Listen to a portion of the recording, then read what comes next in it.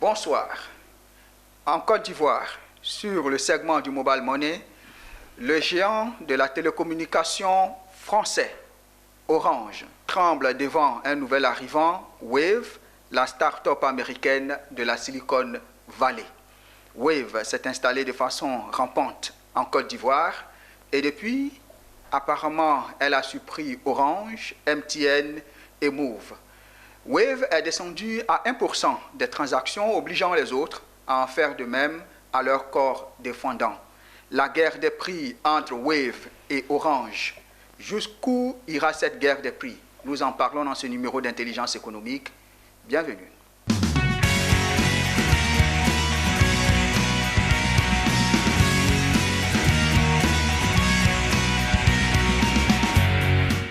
De retour sur le plateau, jusqu'où ira la guerre des prix entre Wave et Orange? Nous en parlons avec nos invités. Je suis sur le plateau avec M. Sadia Zouzou, bonsoir.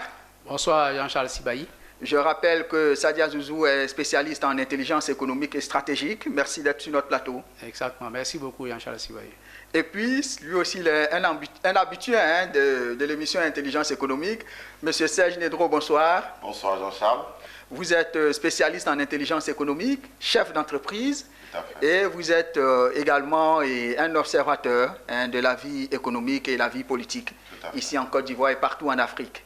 Merci d'être sur notre plateau. Merci, c'est moi qui vous remercie. Et puis, une fois n'est pas coutume, pour ce numéro spécial d'intelligence économique, nous avons une consommatrice sur ce plateau. Julie Conan, bonsoir. Bonsoir, monsieur Jean-Charles. Je rappelle que vous êtes une consommatrice assidue des produits Orange. Orange Côte d'Ivoire. Orange Côte d'Ivoire, toujours. C'est toujours.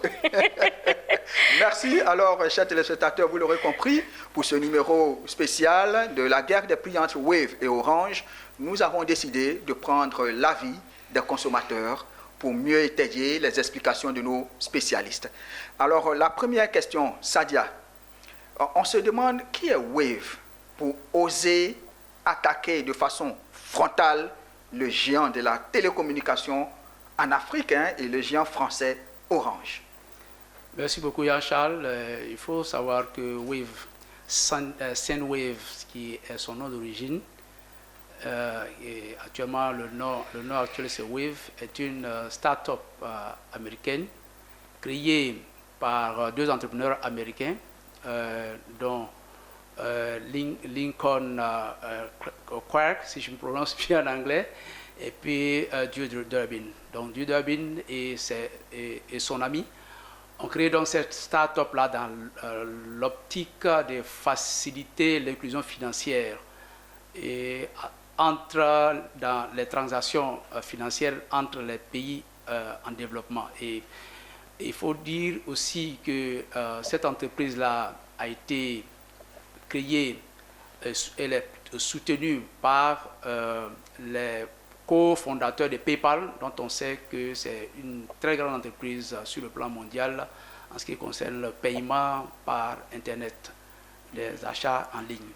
Donc Wave s'est donc installé au Sénégal en 2018 et son arrivée en Côte d'Ivoire de façon officielle sur le marché du mobile money en Afrique de l'Ouest s'est effectué le 21 avril 2021. D'accord. Alors, M. Nedro, une start-up qui ose s'attaquer à une multinationale, ce n'est pas osé. Ce n'est pas du tout osé dans le monde du 21e siècle dans lequel nous sommes. Nous sommes dans un monde d'innovation où la technologie est en train d'emmener les différents marchés, j'ai envie de dire, à une vitesse vertigineuse qui ne dit pas son nom. Aujourd'hui, ce qui fait que les marchés économiques sont devenus moins certains, l'incertitude prend le pas sur les marchés économiques, donc l'innovation est au cœur de tous les processus. C'est pour ça qu'aujourd'hui on dit n'importe quelle entreprise qui veut avoir des parts importantes de marché doit mettre au cœur de sa stratégie d'entreprise l'innovation. L'innovation à tous les niveaux, l'innovation managériale, l'innovation technologique, innovation en matière de production des produits et tout ça, et surtout dans le domaine digital, hein, dans le domaine des fintech, parce qu'évidemment Wave est une start-up dans le domaine des fintech, et aujourd'hui ce domaine-là est en train de connaître cette grande vitesse, ce changement à grande échelle, et je suis sûr que nous sommes dans l'obligation de faire avec, que ce soit les pays africains, que ce soit, j'ai envie de dire, les pays développés. On est obligé d'intégrer la notion d'innovation dans tout ce que nous faisons. Nous aurons peut-être l'occasion d'en parler. Je voulais ajouter en fait que par rapport à votre question, ce n'est pas une attaque frontale en tant que telle. L'attaque peut être considérée comme frontale actuellement, mais je pense que dès le début déjà ça a été Wave va procéder par la stratégie d'Océan Bleu. Ce n'est pas une attaque frontale comme vous pouvez le dire. Maintenant, on peut, pour ceux qui suivent l'actualité, maintenant peuvent penser maintenant que l'actualité est frontale. Alors donc Wave a eu une stratégie pour venir sur le marché. Mais bien entendu. Et c'était quoi la stratégie de Wave? Parce qu'apparemment, on a l'impression que Orange, MTN, Move, sont surpris de voir Wave. Non, comment peuvent-ils se laisser surprendre?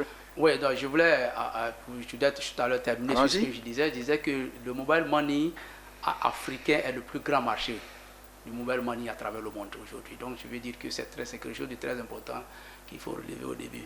Alors, est-ce que ces entreprises se sont laissées surprendre? Je dirais oui et non. Et non, parce que ce sont, vous savez, quand on prend par exemple Orange, on sait que Orange c'est le fleuron de l'industrie des télécommunications à travers le monde. Il y a aussi MTN. MTN, c'est le géant africain dans le domaine des télécommunications, ainsi que Move Africa. Donc, on ne peut pas dire a priori que ces entreprises aient été surprises, étant entendu déjà que cette compagnie Wave, qui est une nouvelle entrante sur le marché, a déposé son pied sur le marché africain. Mobile Money au Sénégal. Au Sénégal. Déjà, Wave a bousculé le marché au Sénégal. Wave a bousculé le marché au Sénégal de sorte à détrôner aujourd'hui le leader du marché du Mobile Money au Sénégal, qui était Orange Sénégal, aujourd'hui, pour prendre la première place aujourd'hui. Donc, les informations auxquelles nous avons accès nous ont permis de savoir quand même que les responsables, en tout cas surtout le management stratégique d'Orange, étaient au courant de la présence d'Orange et puis de Wave, de Wave plutôt, excusez-moi, puisque depuis 2018 déjà, Wave était sur le terrain déjà au Sénégal et Wave a été enregistré en Côte d'Ivoire ici dans cette même année 2018 et je dirais de façon, comme je l'ai dit tout à l'heure, Wave a attaqué dans un premier temps le segment non protégé du marché. C'est-à-dire, par exemple, vous savez très bien que le marché du mobile money en Côte d'Ivoire est dominé par Orange, c'est-à-dire à travers son produit Orange Money, disons avec environ 48,4% de part du marché sur les 20 millions d'utilisateurs, de personnes qui ont les comptes mobile money. Donc, c'est été attaqué à partir de l'intérieur du pays, parce qu'on sait très bien que... Donc Wave, en rentrant en Côte d'Ivoire, ne s'installe pas à Abidjan, dans la capitale économique. Wave décide de s'attaquer dans un premier temps aux provinces à l'intérieur du pays. C'est pourquoi? Justement, parce que quand vous êtes une start-up et que vous avez en face une entreprise comme Orange, dont on sait que d'abord c'est l'entreprise pionnière en matière de mobile money ici en Afrique de l'Ouest, et puis aussi Orange Money, plutôt Orange, est aussi un opérateur historique dans le domaine des télécommunications en Afrique et au niveau de la Côte d'Ivoire de façon particulière. Donc lorsque vous voulez attaquer une entreprise de cette envergure-là, la meilleure attaque, ce n'est pas l'attaque frontale. Et ce qui réussit le mieux aux petites entreprises, ce sont les attaques latérales. Donc c'est ce que Wave a fait en s'attaquant plutôt aux segments qui sont moins protégés, et de sorte que, j'ai un ami avec lequel j'ai échangé quand je préparais l'émission, qui a dit que tout à l'heure, le management stratégique d'Orange savait très bien ce qui se passait, puisqu'ils sont au courant de ce qui se passe au Sénégal. Mais je pense que le management stratégique a négligé, et ils se sont basés sur peut-être les performances locales en se disant, ok, de toutes les façons, le marché sénégalais, ce n'est pas le marché ivoirien. Et il y a un responsable d'Orange qui l'avait dit, Qui l'avait dit, la Côte d'Ivoire n'est pas le Sénégal. La Côte d'Ivoire n'est pas le Sénégal, et c'est le DG, je crois, Mamadou Bamba, qui dit, selon les sources que nous avons consultées, qui a bien dit de façon claire que le marché sénégalais n'est pas le marché ivoirien, et donc les conséquences, les voilà. Et les voilà. Alors, Nedro, une négligence de la part des responsables d'Orange ou pas vraiment? Je dirais, c'est une négligence, mais je dirais que c'est un choix stratégique. Ce n'est pas à ce haut niveau, j'ai envie de dire, comme il a dit, de management stratégique. Évidemment, on ne peut pas parler de négligence, on parle de choix stratégique. Parce que même ne pas décider, c'est décider. Donc si le top management d'Orange dit on reste dans une position attentiste pour voir ce que la vague bleue va donner, évidemment, c'est un choix stratégique que ce top management a eu à faire. Mais c'est maintenant à nous de voir est-ce que ce choix stratégique est payant ou pas. Je dis, moi, à mon humble avis, ce choix stratégique n'a pas du tout été payant à double titre. Parce que, comme il a dit tout à l'heure, comme M. Sadial a dit, Orange a connu l'expérience du Sénégal. Donc Orange Côte d'Ivoire devait tirer en fait les leçons de l'expérience du Sénégal. La stratégie de pénétration de Wave a été une stratégie très simple qui s'est basée sur deux types de stratégies. La première stratégie, c'était une stratégie de compétitivité prix. Ils ont dit, on vient en fait dans un pays pauvre, un pays, j'ai envie de dire, en voie de développement, si on veut embellir un peu les thèmes. Mais dans ce pays pauvre, ce qui pose le problème aux consommateurs, c'est le pouvoir d'achat. Le pouvoir d'achat, c'est vraiment, j'ai envie de dire, le thème de référence du consommateur dans un pays pauvre. Parce que le pouvoir d'achat lui permet de se nourrir, de se soigner, de fréquenter dans les meilleures écoles, d'envoyer ses enfants dans les meilleures écoles. Donc quand vous voyez un pays pauvre, donc qui a un pouvoir d'achat très bas, qu'on enlève, j'ai envie de dire, le pouvoir, la part du pouvoir d'achat qui va à la nourriture, au logement, aux soins médicaux, à l'éducation, mais il ne reste plus rien. Donc si on a un produit de masse, on doit adopter une stratégie de marketing de masse qui va avec évidemment des prix très bas. Donc Wave a fait une analyse systémique très simple du marché et puis a proposé les systèmes, j'ai envie de dire, une stratégie qui est adaptée à un tel marché. Ça, c'est le premier point. Le deuxième point de réussite de Wave, évidemment, c'était la stratégie d'influence. Ils ont utilisé là la troisième fonction d'intelligence économique qui est l'influence.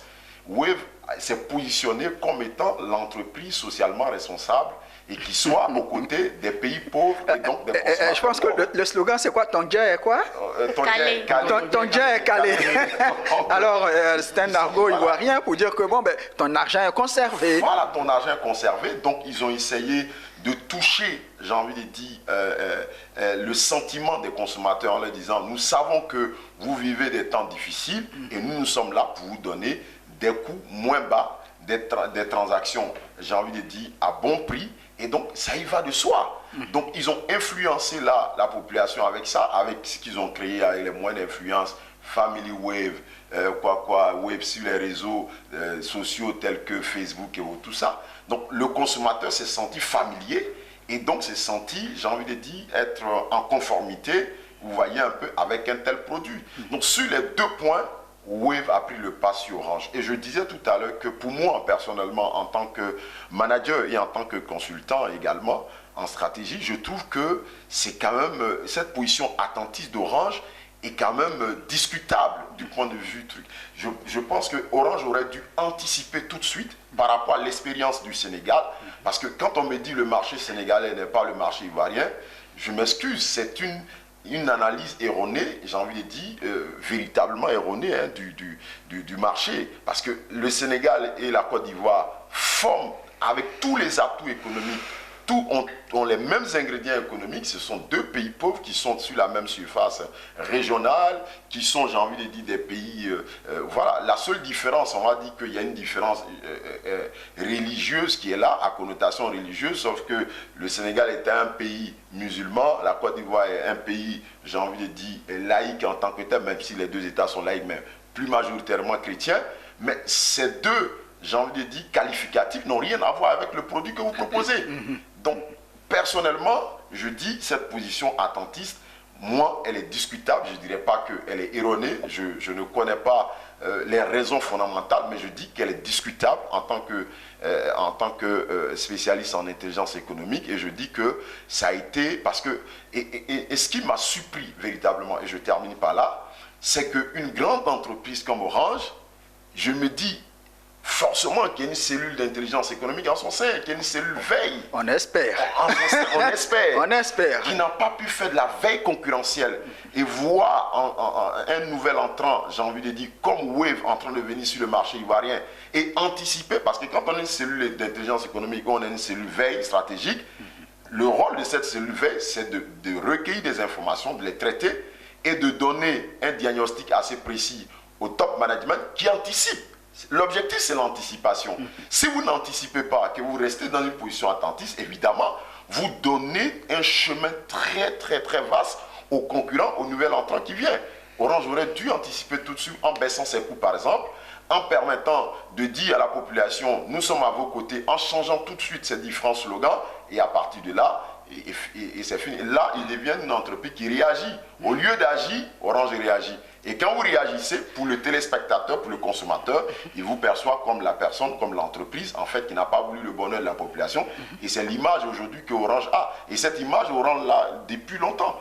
Mais Orange traîne encore avec ce genre d'image, et je pense que ce n'est pas une bonne perception pour le groupe Orange. Oui, je voulais juste ajouter seulement que, effectivement, je maintiens ce que j'ai dit tout à l'heure. Je pense que Orange a eu l'arrogance du leader.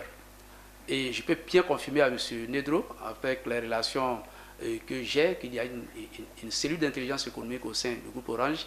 S'il n'en était pas ainsi, ça aurait été une catastrophe parce que Orange, c'est un leader mondial en matière de télécommunications et je sais très bien, je connais des personnes qui travaillent dans la cellule d'intelligence économique d'Orange, donc je peux le dire.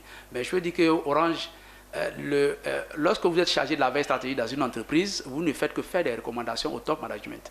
C'est au management stratégique de prendre la décision. Et je vous le dis tout à l'heure, le top management d'Orange était très, très, très bien informé de ce qui s'est passé au Sénégal. Mais je veux dire, il y a eu l'arrogance du leader, l'arrogance aussi des entreprises françaises en Afrique. De considérer par exemple que elles sont dans un précaré peut-être précaré économique, dans lesquelles se complaisent, un peu comme une zone de confort dans laquelle elles sont. Donc je voulais juste confirmer. Voilà. Ok, merci. Alors on va donner la parole à une consommatrice, Madame Julie Conan. Oui. Et vous êtes une consommatrice des produits Orange, Orange Money, et puis aussi la téléphonie mobile. Oui. Alors Wave descend à 1% de ces transactions et Orange aussi descend à 1%. Pour vous, c'est un bon choix? Non. Pour moi, ce n'est pas un bon choix. Pourquoi? Parce qu'étant leader en Côte d'Ivoire et Wave étant novice, moi je dis novice parce qu'ils viennent d'arriver. Et lorsqu'on regarde la tranche, je pense qu'ils sont du côté du outsider, donc ils sont les plus petits dans la tranche. Donc du coup, si Orange s'allie à Wave, c'est comme s'ils se mettaient au même niveau.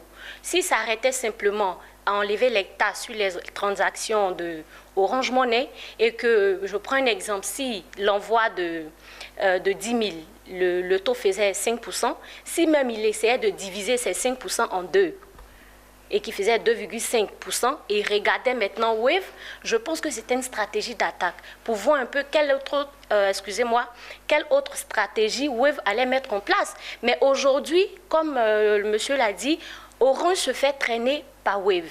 Et là, vraiment, en tant que consommatrice de Orange, je trouve que Orange n'a plus de crédibilité vis-à-vis de nous.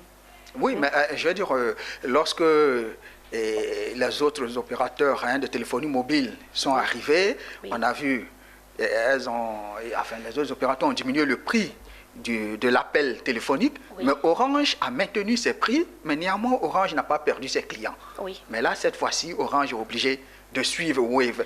Est-ce que ce n'est pas parce que Orange a constaté qu'il y a beaucoup de clients qui partaient chez Wave, donc il fallait réagir?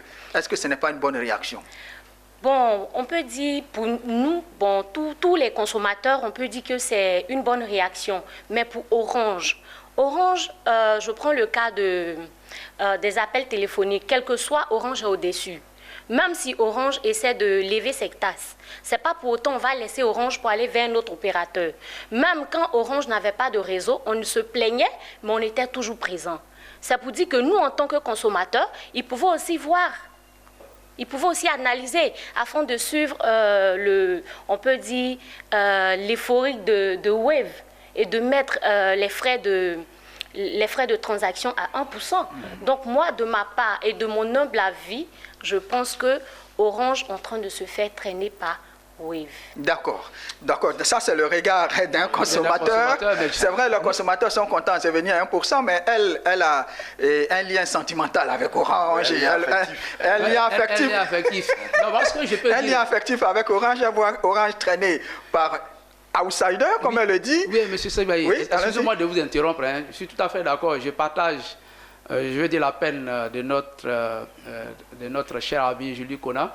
Mais ce qu'il faut savoir aussi dans cette analyse, c'est que Orange, en se basant un peu sur son passé, je vais dire, a eu l'arrogance du leader, comme je viens de le dire tout à l'heure. Et à la matière, on pourrait dire, si on regarde dans le passé, qu'Orange en a vu des vertus et des pas vus par le passé. Je commence par le début, déjà avec Iwaris. Orange étant leader et, je vais dire, opérateur historique dans le domaine des télécommunications et surtout de la téléphonie mobile en Côte d'Ivoire, avait eu au premier concurrent déjà la compagnie américaine, comment on appelle la Cora de Comstar, qui finalement a jeté l'éponge. Et nous avons vu l'arrivée de Télécell sur le marché, avec laquelle Orange Iwaris devenu Orange a créé un duopole pour gérer les télécommunications au niveau de la Côte d'Ivoire. Vous vous rappelez à l'époque, une simple puce coûtait 25 000 francs pour changer la puce. Et on a vu l'arrivée d'un troisième opérateur sur le marché de la téléphonie ici en Côte d'Ivoire. Et le même schéma qui a été adopté par cette compagnie, c'est-à-dire en l'occurrence Move à l'époque, c'est ce schéma-là qui est adopté aujourd'hui par Wave. Parce que lorsque vous entrez sur un marché qui est un duopole, un peu comme c'était le cas à l'époque, la seule alternative, c'était la guerre des prix pour pouvoir exister. Et c'est ce que Move a fait, a ramené, par exemple, le prix de la puce de 25 000 francs à 1 000 francs. Et aujourd'hui, nous sommes arrivés à 500 francs. Et tous ceux qui étaient en Côte d'Ivoire à l'époque, qui ont suivi la marche de l'économie des télécommunications en Côte d'Ivoire le savent. Par la suite, il y a eu des nouveaux opérateurs. Vous avez Green, il y a eu Green, il y avait Cause et il y a eu aussi Café. Café Mobile. Café Mobile aussi, ces trois entreprises-là, effectivement, n'ont pas pu respecter les cahiers des charges et ont été obligées de déposer les bilans. Et les trois compagnies qui, en réalité, se sont mis pratiquement en oligopole aujourd'hui, ont récupéré ces différents clients. Donc, je vais dire que ce sont des opérateurs qui étaient dans un monde très tranquille, dans un monde douillet, où, je vais dire, la cause était déjà entendue, et puis dans cette zone de confort, Orange est le leader, MTN est le challenger, je vais dire, Move aussi est le suiveur. Bon, donc, c'était là, et puis bon, donc on attendait. On attendait. Alors monsieur Nedro, quels sont aujourd'hui les enjeux de cette guerre des prix? Il y a beaucoup d'enjeux, mais juste avant de peut-être répondre à votre question précise, j'aimerais juste revenir un peu sur ce que le confrère disait tout à l'heure, M. Sadia. En fait, c'est vrai qu'il y a l'historique qui est là. L'histoire montre effectivement que Orange a été toujours le leader, a pris le pas, a gardé ses mêmes prix, comme vous l'avez dit tout à l'heure. Et Orange sait faire preuve de résilience. Mais je dis, c'est pour ça que je parlais tout à l'heure de la pertinence et de la performance de cette cellule veille dont je parle. C'est vrai, effectivement, le décideur final, c'est le top manager, c'est lui qui donne le point final, c'est lui qui donne l'action. Mais ce qu'il faut comprendre, si on fait la veille concurrentielle sur un nouveau concurrent qui arrive, l'une des premières choses, c'est de voir sa gouvernance actionnariale. Il y a qui derrière Wave? Qui est avec Wave? Qui est l'actionnaire de Wave? Quels sont ceux qui prêtent les capitaux à Wave sur le marché? Et quand vous regardez la gouvernance actionnariale de Wave, ça n'a rien à voir avec les structures actionnariales qu'on a vues ici, des cafés mobiles, des exemples qui viennent de citer. On parle des grands fonds d'investissement comme les fondeuses, on parle des grandes structures qui sont comme PayPal, ainsi de suite, dont ils parlent. C'est pas des géants mondiaux. C'est une start-up, certes, mais derrière, il y a des géants. Il y a une gouvernance actionnariale très solide, avec des actionnaires solides, avec des gens, avec une gouvernance très structurée en quelques mois, qui a fait, j'ai envie de dire, une levée de fonds de plus de 200 millions de dollars à investir sur le même marché sur lequel on est. Donc à partir de là, vous voyez, des signaux d'alerte devaient être donnés au top management. Je pense que peut-être que ça a été donné. Peut-être, je dis que c'est discutable. Peut-être c'est le top management qui n'a pas pris la décision. Peut-être c'est la cellule veille qui n'a pas fait son travail. Je dis, c'est encore discutable. Donc je voudrais dire qu'à partir de ces signaux d'alerte, à partir de ces éléments, évidemment, Orange ne devait pas du tout, il n'y a aucune raison, je dis, qui devait emmener Orange à rester dans une position attentiste. Même si on dit que oui, elle devait peut-être être à l'arrogance, oui, du leader, effectivement, peut-être c'est ce qui l'a emmené à là, et je pense que c'est une attitude très mauvaise. Maintenant, quels sont les enjeux d'une telle guerre des prix, ou bien d'un tel événement? Ça montre évidemment que la FinTech est en train de prendre le dessus dans tous les domaines d'activité. Tout à fait. Aujourd'hui, la FinTech, on ne peut plus s'en défaire, évidemment. On parle aujourd'hui, c'est dans la télécommunication, c'est dans le mobile money. Il faut savoir que ce mobile money, comme la représentante des consommateurs l'a dit tout à l'heure, c'est que j'aimerais juste vous dire, en fait, le mobile money est devenu un domaine d'activité stratégique pour les opérateurs de télécommunications. Donc Orange ne pouvait même pas en aucun cas rester un peu, parce que comme M. Sadia Zouzou l'a dit tout à l'heure, ils ont pratiquement environ 50% de parts sur le marché, et ils ont 40% dans la téléphonie en tant que telle. Vous voyez un peu. Donc ça veut dire que la part de marché qu'ils gagnent dans le mobile money est devenue maintenant plus élevée. Donc ça devient un DAS très très stratégique pour eux. Et ce n'est pas simplement pour eux, c'est pour l'environnement, hein, l'ensemble des compagnies de téléphonie mobile. Aujourd'hui, par exemple, Airtel, la compagnie Airtel qui prend beaucoup d'argent en Afrique de l'Est, est en train de pratiquement vouloir libérer son DAX téléphonique pour pouvoir se concentrer sur le mobile money.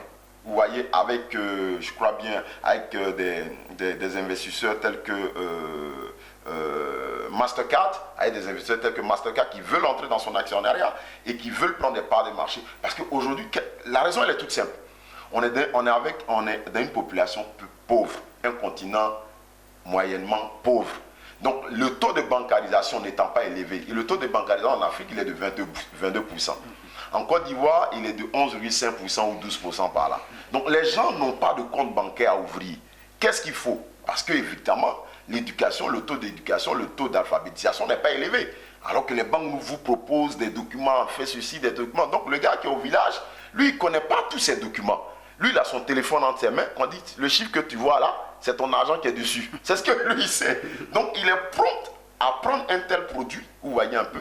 Donc, le fait que le taux de bancarisation soit très, très faible, ça donne 80% de marge aux géants de la FinTech pour venir en Afrique et proposer leur solution qui est, encore une fois de plus, je le dis, qui est une solution très simple.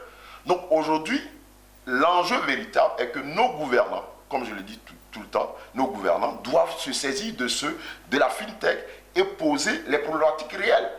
Parce que la problématique, l'enjeu principal qu'il y a, c'est quoi? On est dans un vide juridique en matière de mobile money dans nos pays. Tout à fait. On est dans un vide juridique. À tel enseigne que quand il y a eu la plainte de Wave auprès de l'ARTP, qui est la RTCI? Non, l'ARTP d'abord au Sénégal. L'autorité de régulation au Sénégal. Mais l'ARTP n'a pas pu dire autre chose que de dire à Orange, soyez transparent, traitez au même niveau, donnez le même niveau de traitement à Wave qu'aux autres clients que vous avez. Vous voyez? Parce qu'il n'y a pas de gouvernance, de conformité dans ce domaine d'activité. Alors qu'on devait anticiper. On devait anticiper avec des cellules, j'ai envie de dire, d'intelligence économique qui peuvent anticiper ces grands enjeux économiques mondiaux qui vont avoir de l'impact considérable sur l'Afrique et proposer des tests et des lois que nos assemblées nationaux vont voter pour pouvoir prévenir ces enjeux. Aujourd'hui, c'est la téléphonie qui est touchée. Mais demain, ça sera le secteur de l'assurance. Ça sera le secteur de l'assurance, ça sera d'autres secteurs qui seront touchés, bien évidemment, et qui auront du mal à réagir. Si demain, Google ou je ne sais pas quelle autre entreprise vient proposer des solutions d'assurance digitale, ou lorsqu'il y a un problème entre deux véhicules, vous n'avez plus besoin d'aller voir un opérateur d'assurance parce que les opérateurs d'assurance, le produit est bon, mais le service n'accompagne pas. Alors que c'est la paire produit-service qui vend le truc. Donc souvent ces opérateurs mettent 10 jours, 2 mois, 3 mois, 4 mois avant de vous réparer le tort qui vous est donné. Google peut dire, bonjour, vous prenez une photo, vous nous envoyez, vous nous donnez votre compte bancaire, directement c'est mis là-dessus. Mais ce secteur va devenir quoi? Ça sera un secteur bouleversant. Et comme il y a un vide juridique, tous les consommateurs peuvent consommer sans que l'État ait une main là-dessus, et c'est un problème grave. La FinTech risque de gouverner toutes les activités. Toutes les activités, et c'est vers là qu'on s'en va. Si rien n'est fait, si nos États n'anticipent pas, ne réfléchissent pas avant que ces enjeux n'arrivent, bon, on ne pourra pas tout. Et je dis, dans nos États, malheureusement, on a une gouvernance de performance, mais on n'a pas une gouvernance de conformité. C'est-à-dire qu'on dit, oh non, on veut la performance économique, on fait ça, on a tel PIB, ainsi de suite. Mais il faut accompagner cette gouvernance de performance avec une gouvernance, j'ai envie de dire, de conformité. Il faut mettre les institutions, les tests, les lois, les codes qui peuvent déjà régler ce qui existe et qui peuvent anticiper tout ce qui existe. Parce que ces mêmes choses sont déjà passées dans les nations développées. Donc on n'a pas de raison d'attendre. Oui, mais en Afrique de l'Est, là-bas, la philosophie était on laisse faire les FinTech et puis on légifère après. Oui, est-ce que ce n'est pas à cela qu'on assiste? Je voudrais préciser qu'il y a eu quand même au niveau de la Banque centrale d'Afrique de l'Ouest, la BCAO, la Commission bancaire de l'UEMOA a élaboré la stratégie régionale d'inclusion financière en 2018 à la suite d'un conseil des ministres, je crois que c'est en 2016, à la suite d'un conseil des ministres de l'UEMOA. Donc cette stratégie régionale d'inclusion financière a aussi été dupliquée en Côte d'Ivoire parce que l'État de Côte d'Ivoire a créé en 2018 l'agence de la promotion de l'inclusion financière en Côte d'Ivoire qui a eu par la suite à élaborer la stratégie nationale de l'inclusion financière qui a mis en place cette autre stratégie qui court depuis 2018 à 2024. Donc c'est une précision que je veux dire déjà qu'il y a eu quand même des balises sur le plan juridique qui ont été déjà posées par les États africains en ce qui concerne, pour ce que je sais, l'Afrique de l'Ouest à travers les différentes stratégies et à la fois régionales et nationales. Pour revenir aux enjeux, je voudrais dire qu'il y a deux enjeux principaux. Le premier enjeu, c'est l'enjeu financier. Le marché du mobile money en Côte d'Ivoire, c'est 4 000 milliards de francs CFA. Il faut le savoir.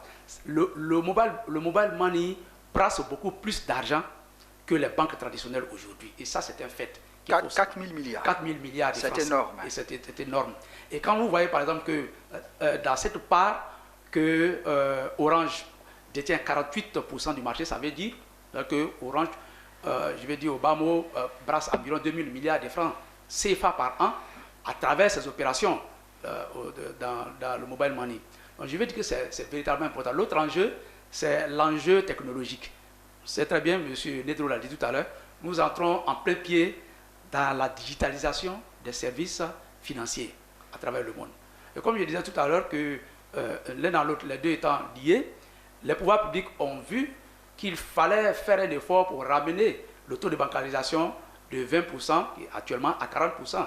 Et c'est à ce à quoi répond... Mais là tu es généreux. Hein? Le taux de bancarisation à 12%. Non, ça c'est officiel. Ça c'est le taux officiel. Le taux de bancarisation à 12%. Oui, 20%, ça c'est le taux officiel. Moi, je m'attends au taux officiel qui a été donné par la BCAO.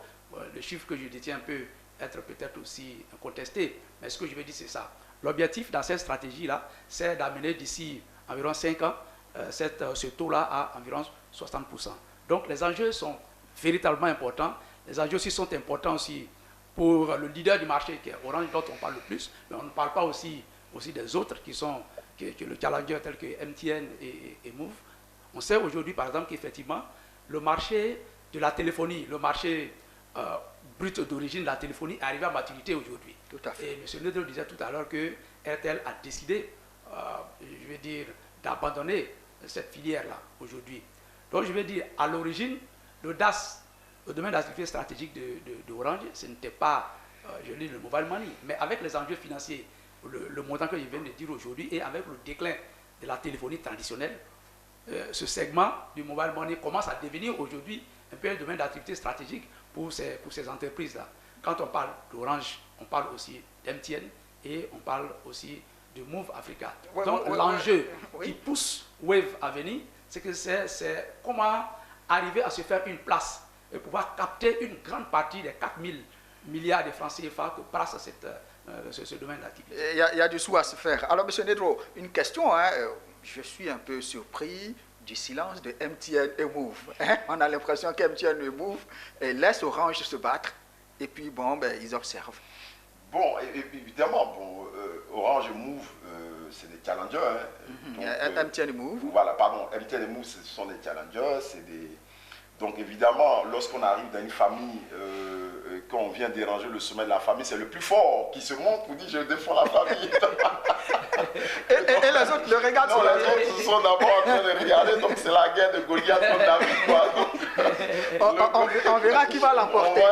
Et celui qui l'emporte, bon, ben, je vais dealer avec lui. Donc voilà, moi je pense que c'est dans cette position que MTN et Move sont, et donc c'est la même chose, puisque ce n'est pas la multiplicité en fait des acteurs contre Wave qui va donner l'efficacité de la bataille, ou bien qui va aider, j'ai envie de dire, ceux qui sont déjà existants sur le marché, qui va leur donner la victoire, évidemment. Donc, le fait que Orange mène cette bataille, bon, que nous on appelle bataille, en réalité, puisque le PDG d'Orange, Stéphane, il dit que lui, il est content, très heureux de l'arrivée de Wave sur le marché, et que voilà, et ils sont contents du jeu de concurrence sur un marché, et ainsi de suite, et donc voilà. Donc pour moi, je pense que c'est juste une guerre d'information, voilà, qui est en train de se mener. Effectivement, ça aura des répercussions sur la performance de l'une de l'autre entreprise, évidemment. Donc c'est Orange et MTN. Moi, si je devais décrire ou j'ai envie de dire, essayer d'analyser leur position actuelle, c'est la même position que j'aurais adoptée étant dans ce top management. Parce que Orange mène la même bataille, j'ai envie de dire, ou la guerre informationnelle pour nous, pour Move et Otua, bien qu'on soit des entreprises distinctes.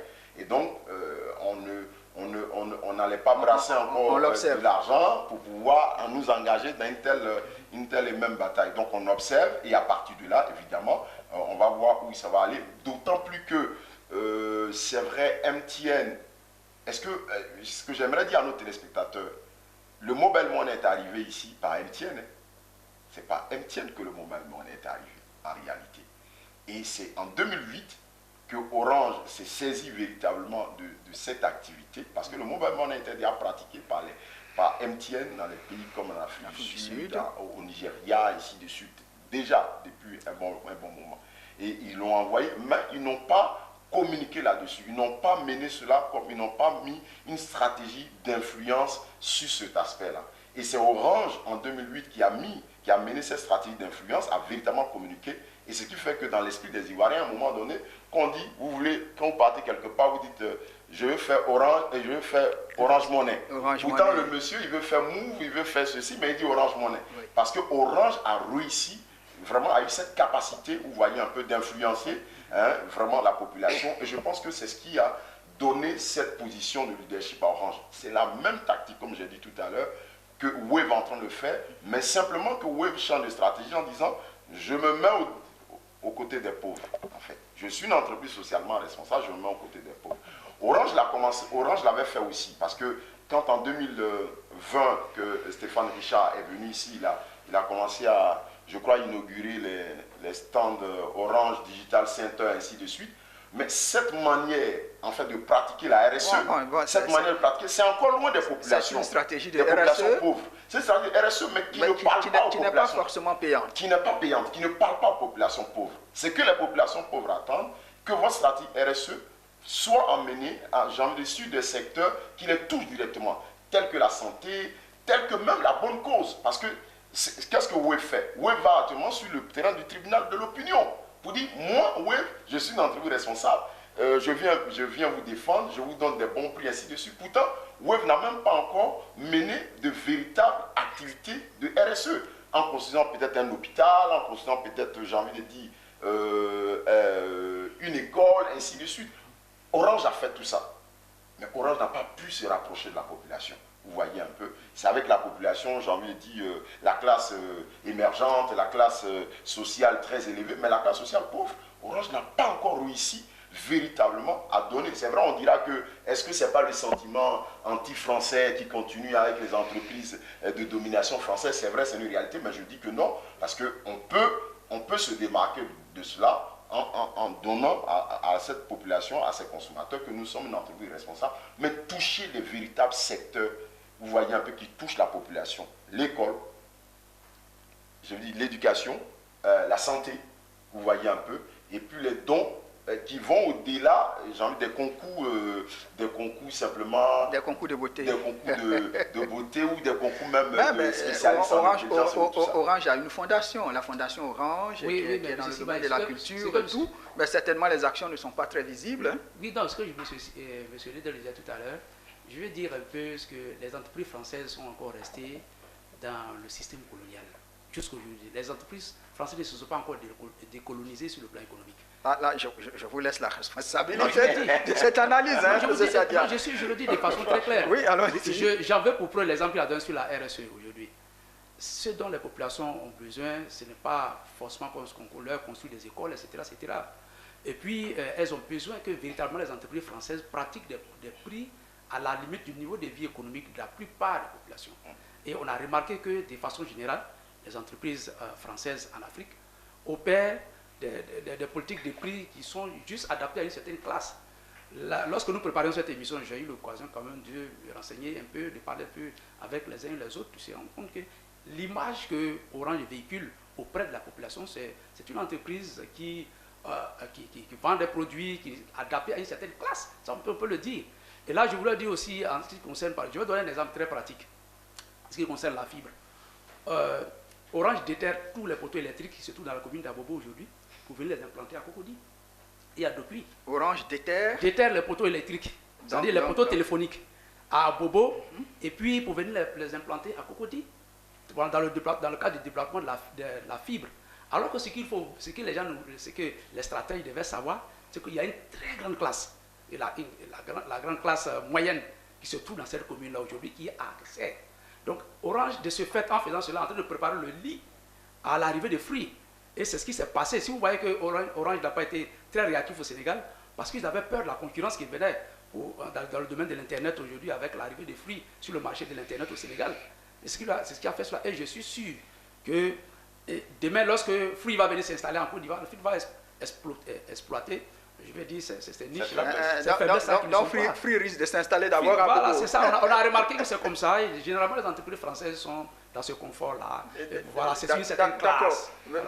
C'est-à-dire, alors, madame... mais maintenant, je n'ai pas répondu à votre question. Oui, allons-y. Non, je disais que, effectivement, ces trois entreprises étaient dans une zone de confort et elles ont accepté la domination d'Orange sur le marché du mobile money en Côte d'Ivoire. Donc, je suis tout à fait heureux que M. Nedro ait précisé la prééminence de MTN dans ce domaine, mais je vais dire que ces deux entreprises-là se sont toujours contentées depuis le début de leur position, soit par exemple de challenger, ou bien soit par exemple d'outsider ou bien de suiveur. Et si ces deux entreprises-là avaient mené le niveau de compétition que Wave est en train de mener aujourd'hui, je pense que la donne aurait été différente. Alors Julie Conan, oui. Pour vous, quelle leçon, vous, en tant que consommatrice, vous tirez de cette guerre des prix entre Orange et Wave? Moi, je peux dire de ne jamais négliger l'adversaire et de toujours avoir des stratégies, de toujours se préparer lorsqu'il y a un adversaire devant, d'analyser la situation et d'essayer aussi d'aller contre cela. Parce que l'adversaire, si tu négliges l'adversaire, il peut te surprendre. Et c'est ce qu'aujourd'hui on constate, Wave a surpris Orange. Donc moi, ce que je peux dire à Orange, de retourner dans son bois sacré, de faire comme monsieur l'a dit, l'éveil et d'essayer de voir quelle stratégie mettre en place. Parce qu'aujourd'hui, si Wave décide d'aller encore plus loin, je prends l'exemple, s'il décide de faire 0,5, Orange va suivre Wave. Donc, plutôt Orange décide d'aller un peu dans son bois sacré et de tirer une conclusion de la première étape et de venir en force pour la seconde étape. Monsieur Nedro, quelles leçons on peut tirer? Effectivement, il y a beaucoup de leçons à tirer de cette situation, parce que selon l'angle dans lequel on se place, en tant que consommatrice, comme elle l'a dit tout à l'heure, c'est une leçon véritable. Et nous, en tant qu'observateurs, en tant que peut-être... j'ai envie de dire représentants de l'État, chacun essaie plus ou moins de tirer les leçons de cette situation. Maintenant, nous, en tant qu'observateurs, la leçon, c'est une leçon, j'ai envie de dire, qui met en exergue les bienfaits de la compétitivité, les bienfaits de la concurrence saine, les bienfaits de la concurrence, j'ai envie de dire, crédible, et qui montre encore une fois de plus que le marché reste le marché, et le marché lui-même essaie, bien entendu, de donner un prix aux différents produits qui sont là. Donc, évidemment, Deuxième leçon qui découle de cette première que je viens de dire, c'est que nos gouvernants doivent laisser faire la concurrence ou doivent laisser agir le marché dans certains secteurs stratégiques tels que l'énergie, par exemple. Dans le secteur de l'énergie, il doit avoir cette concurrence. Voilà. On ne doit pas, dans le secteur de l'énergie, avec ce qui est arrivé à Wave et Orange, voilà, on a vu, ils étaient nombreux, certains étrangers qui disent, bon, on attend un concurrent pour la SODECI et la CIE. Oui, dans le secteur de l'énergie. Alors, donc vous pensez que dans le secteur de l'énergie, on doit laisser la concurrence? On doit laisser la concurrence parce que, vous savez, les gouvernants sont là pour protéger l'intérêt général et pour promouvoir, vous voyez un peu l'intérêt général. Et donc, au nom de l'intérêt général, nos gouvernants devaient laisser, bien entendu, la concurrence, tout en mettant en place, vous voyez, les balises juridiques, institutionnelles qu'il faut pour pouvoir surveiller cette concurrence-là, pour qu'elle soit une concurrence loyale. Si ça s'est fait, ceux qui vont en bénéficier, ce sont les populations ivoiriennes, ce sont les populations africaines, ce sont les populations sénégalaises qui vont en bénéficier. Parce que si on reste avec ces prix qu'on voit, que ce soit dans l'énergie, dans la téléphonie, dans l'éducation ou je ne sais pas quoi, mais si on reste avec ces prix extrêmement élevés et que le pouvoir d'achat ne suit pas, mais c'est quoi qui suit? Le boomerang, ça viendra contre nos gouvernants. Parce que chaque fois, il peut y avoir des soulèvements. Vous avez vu, il y a des pays avec simplement l'augmentation du prix du pain, les gouvernements ont été renversés. C'est ça. Vous voyez un peu. Donc, je veux dire que le jeu de la concurrence, il faut que nos gouvernants, nos autorités sachent que le jeu de la concurrence joue en leur faveur. Ça joue en leur faveur et en plus, ça les crédibilise et ça leur donne une certaine crédibilité vis-à-vis des populations que nous sommes. Et je dis également que cette ouverture de la concurrence que nous voyons actuellement dans le secteur, elle doit être de même dans tous les secteurs stratégiques, surtout les secteurs primaires qui donnent les besoins primaires tels que, je l'ai dit, l'éducation et tout ça, la santé, l'énergie. Aujourd'hui, le prix de l'énergie, bon, je ne dis pas, je suis un observateur, mais ce que nous entendons, nous sommes la voix des sans-voix. Donc, je ne parle pas en mon nom, je parle au nom des sans-voix. Ce que nous entendons est que le prix, par exemple, de l'énergie au kilowattheure est extrêmement élevé. C'est ce que nous entendons. Oui. Et c'est une réalité que nous voyons. Et là, la concurrence peut changer la donne. Alors, M. Sadia, très rapidement, il y a une partie dans cette guerre des prix qui a saisi l'autorité de régulation, la RTCI, l'autorité de régulation de la télécommunication en Côte d'Ivoire, à l'effet d'intervenir pour faire cesser cette guerre des prix. Et la RTCI s'est déclarée incompétente. Quelle analyse vous en faites? Oui, donc, avant de répondre à votre question, je voulais tout juste rappeler en une minute. Ok, rapidement. Oui, en une minute qu'il ne faut jamais négliger un concurrent sur le plan économique, et c'est ce qui a été fait. Et je précise ma pensée tout à l'heure, je disais que les entreprises françaises en Afrique ne sont pas encore sorties de ce qu'on appelle l'économie des traites. Et ce que M. Neutre vient, à travers son raisonnement tout à l'heure, de me donner raison. Et beaucoup d'internautes aujourd'hui, quand vous faites la veille sociétale, aujourd'hui sont en train d'appeler à un mouvement Wave dans presque tous les secteurs d'activité où il y a soit des monopoles, ou bien soit des duopoles, ou bien carrément des oligopoles. Donc c'est ce que je vais dire. Maintenant, pour répondre à votre question que vous m'avez posée tout à l'heure. La RTCI, le régulateur ivoirien, s'est déclaré incompétent, oui, mais bien entendu, pour intervenir dans cette guerre des prix. C'est une bonne chose. La RTCI s'est déclaré incompétent pour juger de l'encadrement des prix en ce qui concerne la régulation, parce que ce qu'on lui a demandé d'encadrer les prix, donc encadrer cette guerre des prix. Alors, donc, quand on fait appel à l'État, à la RTCI, on fait appel à l'État.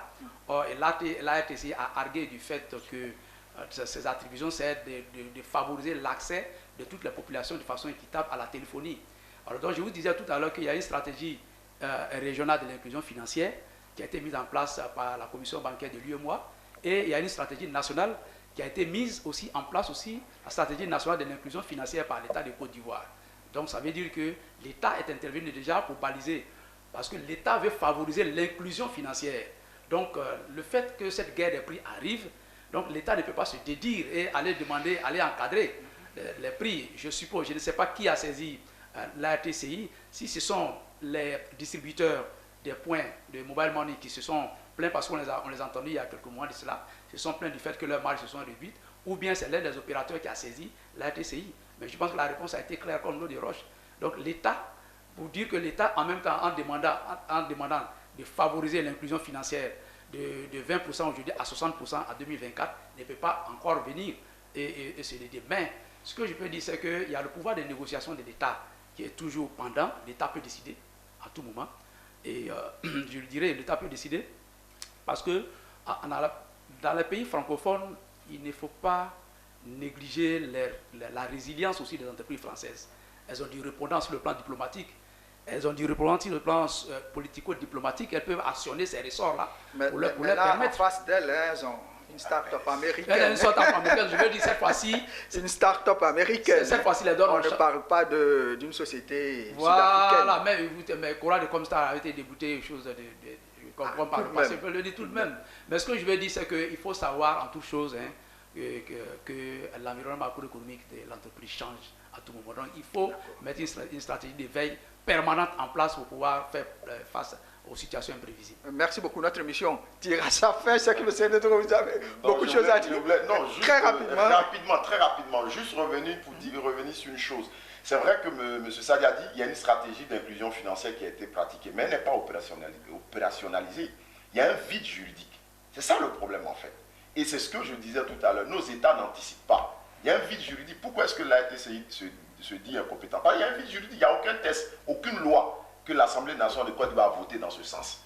Vous voyez, on peut faire des stratégies, mais quand il y a la stratégie, il faut l'exécution. Vous voyez un peu, la stratégie peut être définie. C'est un plan que nous avons. Mais est-ce que cette stratégie est opérationnelle? Est-ce qu'elle est rendue opérationnelle? C'est de ça qu'il est question aujourd'hui. Donc, ce que moi je voudrais dire véritablement, c'est de dire à nos États, attention, ce genre de vide juridique peuvent créer un certain nombre d'incidents. Parce que ce qu'on veut, c'est de préparer le marché à accueillir en fait des entreprises, des grandes entreprises. Mais il faut préparer des tests, il faut préparer des lois. Vous voyez un peu, c'est cela.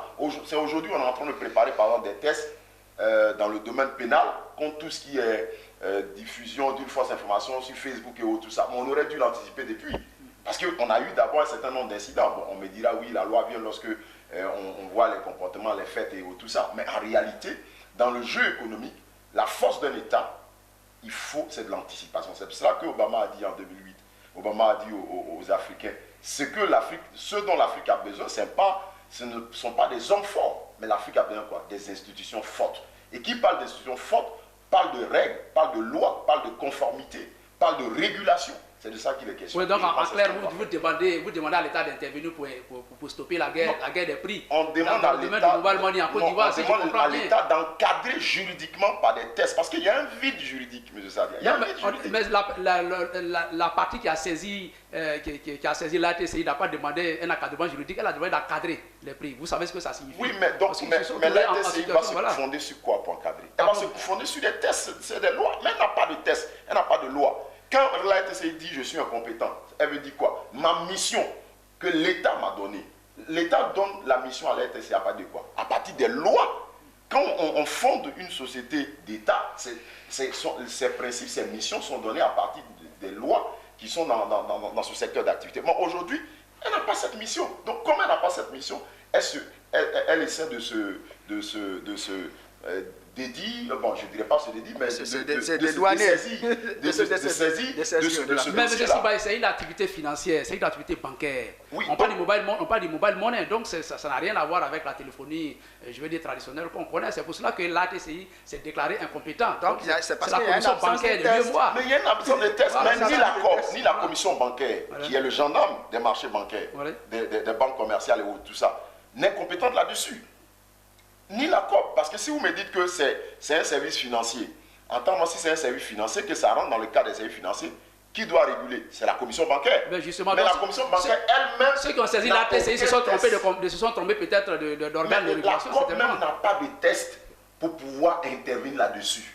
C'est de ça qu'il est question, c'est de ça que je suis en train de parler. D'accord, chers invités, notre émission tire à sa fin. Alors, très rapidement, on va voir les scénarios possibles. Qu'est-ce qui va se passer? D'abord, avant que nos spécialistes nous parlent, on va poser la question à notre consommatrice sur le plateau. Oui. Comment tu vois l'avenir, cette affaire de Wave Orange? Je pense que Orange est en train de préparer un coup que Wave vraiment ne s'attend pas. Tu penses qu'Orange prépare un coup? Parce que là, c'est dit que non, ce n'est pas possible. Orange ne peut pas se laisser faire. Je pense. Allons-y. Exactement. Donc, je me dis que Orange va nous surprendre. Parce qu'actuellement, nous, en tant que consommateurs d'Orange, on se dit qu'il n'y a plus de crédibilité. Donc, il faille que Orange relève ce défi et de mettre Wave dos au mur. C'est tout ce dont j'attends d'Orange. Pourquoi pas Orange diminue encore à 0,5%? Ça va arranger les consommateurs. Et aussi de faire des offres promotionnelles, c'est-à-dire s'il y a tu fais un envoi de 5 000, on te donne peut-être 1 000 francs ou 200 ou 500 gratuitement. Bon, ce sont des exemples que je propose. Donc, à travers ces offres, on peut aussi migrer vers Orange encore. Merci beaucoup. Pourquoi pas? Alors, M. Nedro, des scénarios possibles, que peut-il se passer? Évidemment, nous ne sommes pas un secret des dieux, nous allons essayer juste de donner... voilà. Vous n'allez pas lancer le courrier. On va pas lancer le courrier, mais juste ce que nous voyons, moi je pense que simplement en tant qu'observateur, ce que nous voyons, nous allons véritablement partir vers une guerre des prix sans fin. Parce que Wave s'est positionné sur pratiquement la gratuité des services. Parce qu'on parle d'impuissant. Mais il y a des services sur lesquels le service de dépôt et le service de retrait, merci madame, le service de retrait, c'est Wave à combien? 0%. Vous voyez un peu. Et donc, je pense que Wave est prêt à faire bouger les choses jusqu'à peut-être à partir à 0, comme madame l'a dit tout à l'heure, à 0,5% ou je ne sais pas quoi d'autre. Donc je pense que la guerre des prix va continuer. La guerre des prix va continuer jusqu'à atteindre, j'ai envie de dire, des prix qui puissent aider le consommateur à faire un choix possible. Mais vous excluez que les deux s'entendent. Les deux s'entendent. Augmentent les prix. C'est vrai que c'est interdit commercialement, oui, mais on ne peut pas totalement faire confiance. Effectivement, c'est un marché. C'est possible. Hein? C'est possible, mais au vu, j'ai envie de dire, je vais peut-être mettre la dimension géopolitique là-dedans et la dimension diplomatique.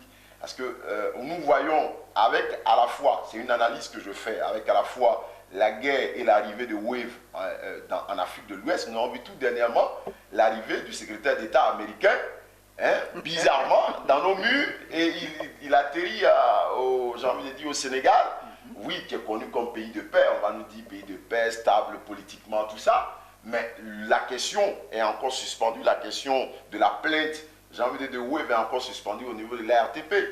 Ici, la STCI a dit, je suis incompétent, mais là-bas, la RTP n'a pas encore dit son dernier mot. Est-ce que la dimension géopolitique ne va pas rentrer en ligne de compte? Et je dis, encore une fois de plus, M. Sadia l'a dit tout à l'heure, le marché est devenu un marché concurrentiel. Il n'y a plus de terrain voulu ni pour telle puissance économique, ni pour telle puissance économique. Chaque puissance économique essaie bien entendu de se faire une place sur le marché économique mondial.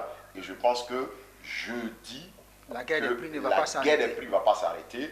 Elle va aller jusqu'à ce que le marché lui-même stabilise le prix qu'il faut pour que les consommateurs puissent en bénéficier. Ok, moi je peux dire dans un premier temps d'abord que la guerre des prix effectivement continue.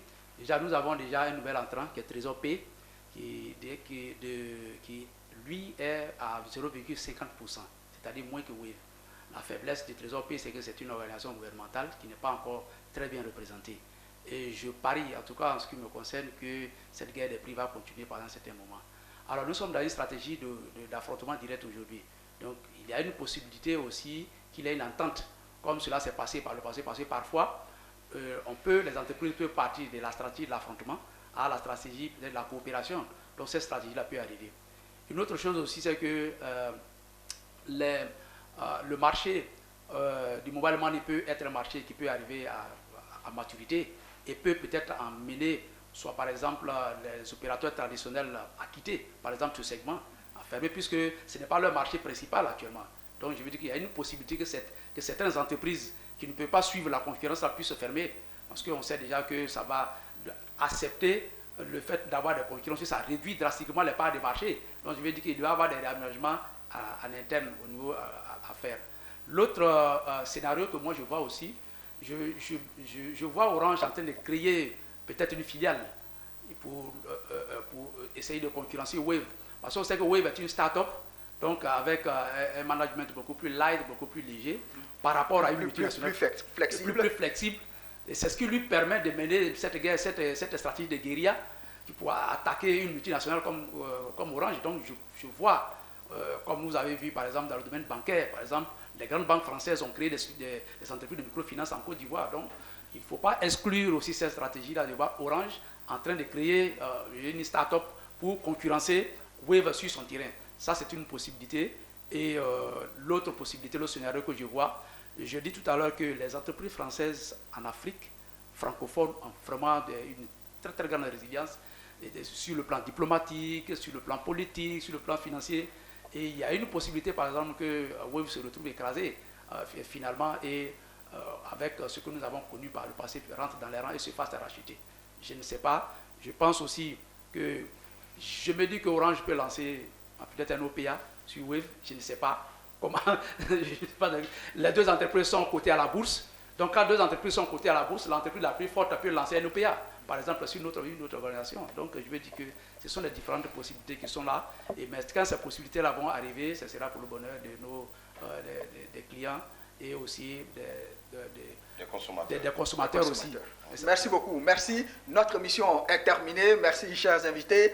Je rappelle que nous parlions de la guerre des prix entre Wave et Orange.